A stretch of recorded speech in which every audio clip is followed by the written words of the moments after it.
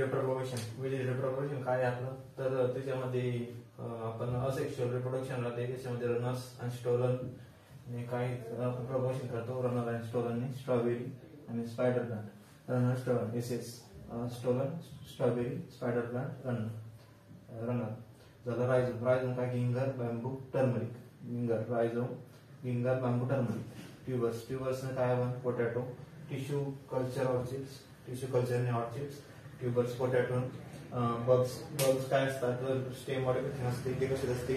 आपलं तर ते असते ओळी आणि ट्युलिप्स मध्ये तर लिफ कटिंग कशामध्ये ब्रायोफायलम मध्ये लिफ कटिंग आणि कटिंग कशामध्ये रोज शुगर केन आणि ग्रेप्स मध्ये आणि लेअरिंग कशात करतो आपण जास्मिन आणि ग्रेप्स मध्ये तर रनर आणि स्टोलन कशा स्ट्रॉबेरी आणि स्पायडर प्लांट